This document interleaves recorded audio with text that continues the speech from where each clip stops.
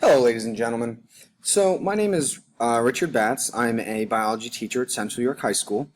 And so this kind of PowerPoint, this slide presentation is going to transition every 20 seconds to kind of keep me on track so I don't go over that 4-minute maximum mark. This is actually my third or fourth time recording it. So, kind of some things about me. As you guys can see there, favorite candy bar is Reese's Peanut Butter Cups. If you don't consider those a candy bar, then you could say the Reese's Fast Break would be my favorite. Love peanut butter. Some of my hobbies, I love lifting. I competed in a powerlifting competition the other year. From that competition, I hold 3 state records.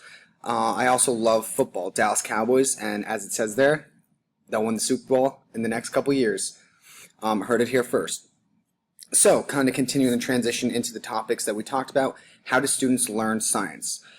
So, kind of relating it to previous experiences, how they're going to learn science. They're going to learn it from being dissatisfied with their current conceptions, needing something to change their minds about it. And they can do that by relating it to what they've already experienced. How do we teach science? We need to engage the students, as it says in our successful, the successful K through 12 STEM education article that we had to read, the 5 E's, the engage, explore, explain, elaborate, and so on. And we have to kind of engage them first, creating that that curiosity to get them to go through the rest of the unit. What is STEM? What is my STEM perspective? As a biology teacher, kind of science is the main focus for me, with the technology, engineering, mathematics aspects being dipped into as needed. I'd like to kind of switch that to make it more even playing field, but that's where I see myself right now.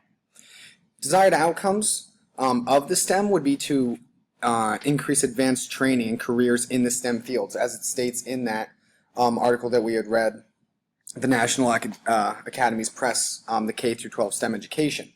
They also would like to expand STEM capable workforce. And increase scientific literacy among the general public. So I'm going backwards now, and I'm going to miss that 4-minute mark.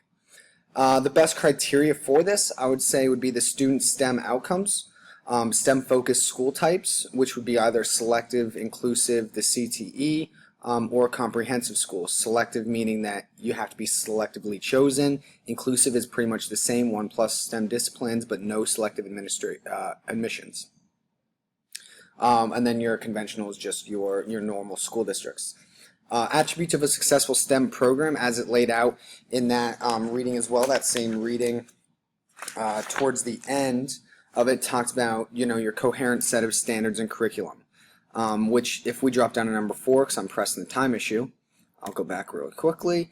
80% multi-subject teachers teach less than 60 minutes a week on science.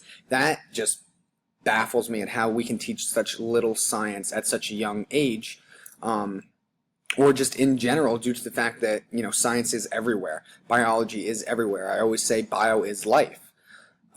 So, that just kind of blows my mind that we're teaching that little amount of science.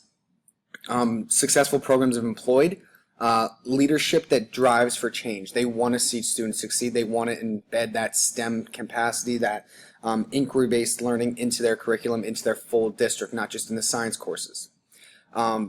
Professionals who want to continue learning and work together. That is essential. We could also say parent-community ties, keeping parents informed of what's going on, and then your instructional guidance, curriculum tools to advance learning. Support STEM, consider all models for STEM, the selective inclusive CTE. Devote adequate instruction time, as it's stated in our papers as well. And I think one that really stuck with me was number 4, enhance capacity of the K-12 teachers. Have them understand how students learn and have them understand what they can do in order to help the students learn.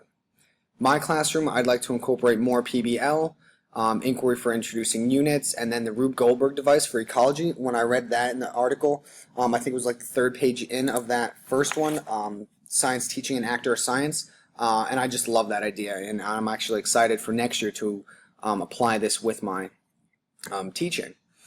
Goals for this course: to learn how to incorporate more of the technology, engineering, mathematics from the STEM into my classroom. We're also rewriting the science curriculum this summer, so I'd like to be able to add more, more content on the STEM and be able to push that subject more with the other science teachers in my department. And then also learn what STEM truly is. So I ran out of time. I believe I only went about a minute over. Hopefully not too many points get deducted. Thank you guys for listening, and I look forward to working with you all this upcoming month.